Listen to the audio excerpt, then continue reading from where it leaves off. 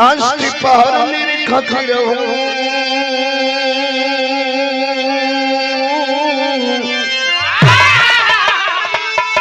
श्री गुरु चरणन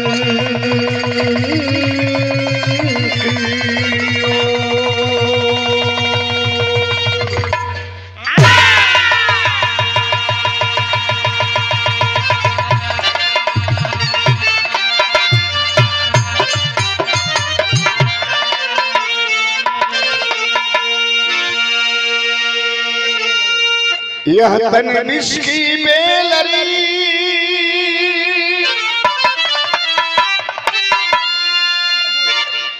गुरु अमृत के खान। अरे बाबा शीश दिए सदगुरु मिले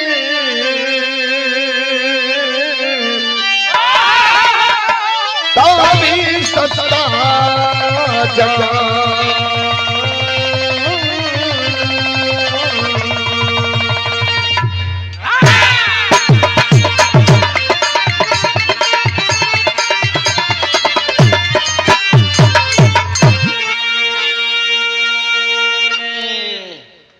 समय बड़ा काफी भाई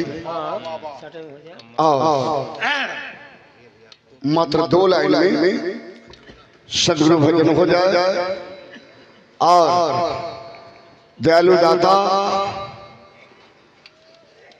सभी गणमान्य जनों के ऊपर अपने भक्तों के ऊपर एक नजर मालिक की हो।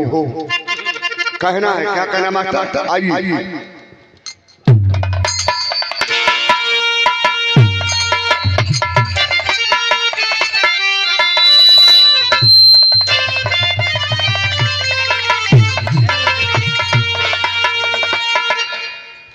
मिजाज जाओ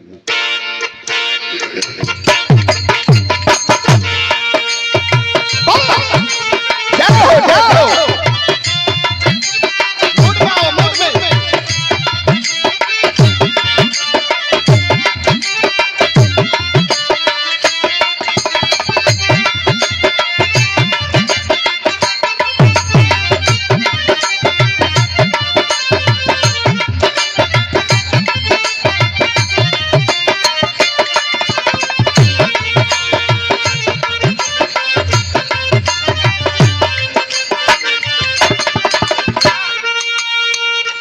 बड़ा बढ़िया भजन हो मालिक की भजन है और रिकॉर्डिंग में भी आप सुनत हो।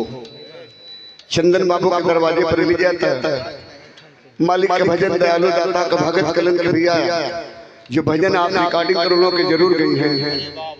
बड़ा पसंद होला बड़ा पसंद लगल हम लोग सुनल जाला भैया बड़ा बढ़िया भजन को ले ला।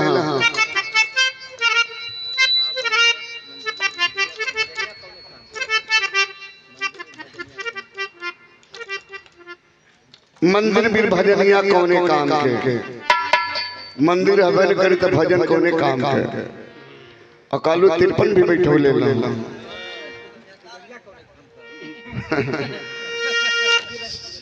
सरजू बाबू कहना जब मंदिर के नहीं तो पुजरिया कोने काम का तो हर बात हम सुन ली है। पहले गावत अली हम काजल अनहरन के नए नवा कोने काम के कपट जो दिल से छूटा नहीं तो भाव भजनिया कोने काम।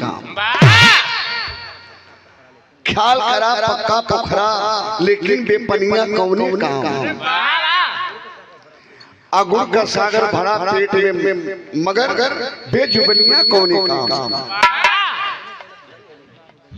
बड़ा बड़ा गीत गवाए लेकिन भैया का भजन बहुत अनमोल हल वाकई में समझे लायक रहल। लेकिन हमार भजन दयालु दाता सदगुरु भगवान के लिए 4 लाइन का भजन हो।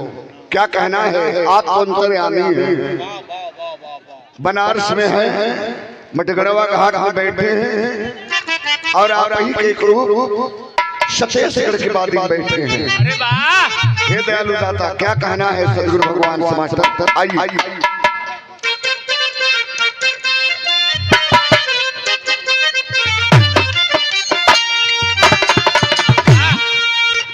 सदगुरु स्वामी अंतर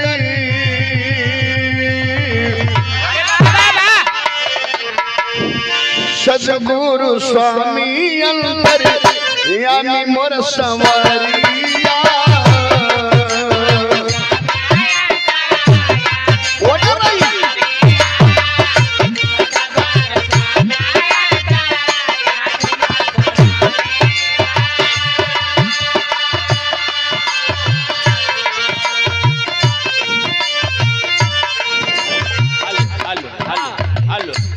एक फेरी रउआ दया की नजरिया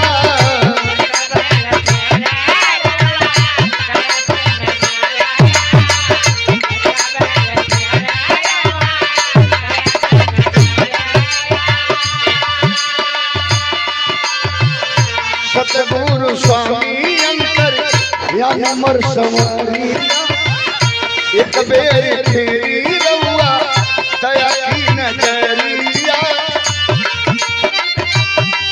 कैसे चली पतवार के बिना जिंदगी कैसे चली पतवार के बिना कैसे होई जीवन का उद्धार हमरे स्वामी सरकार के बिना कैसे होई जीवन का उद्धार हमरे स्वामी सरकार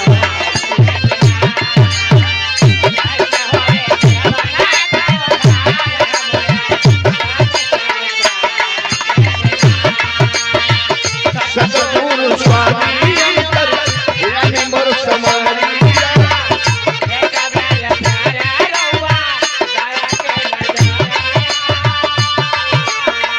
जिंदगी कैसे चली पतवार के बिना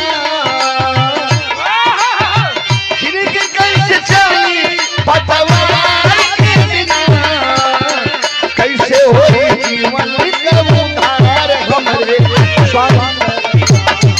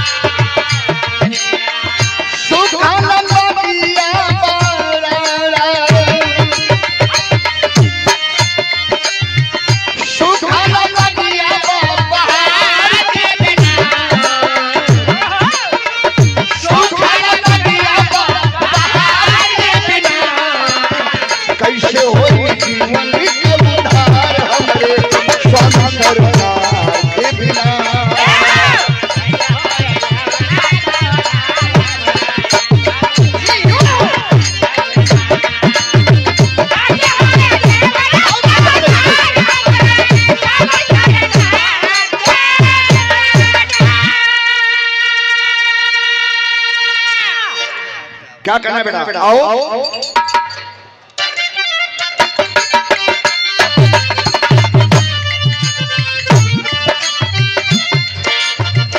राम सेवक सिंह शिवा पतंजी के तीर से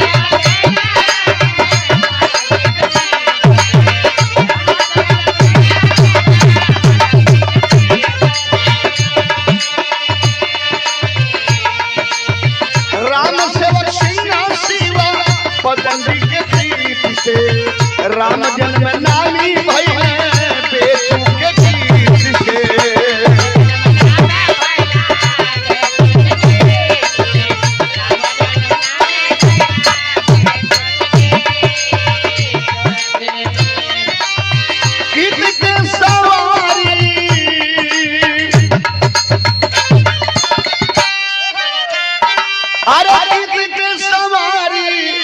हरिद्वार के बिना कैसे होई जीवन का उद्धार हमरे स्वामी सरकार।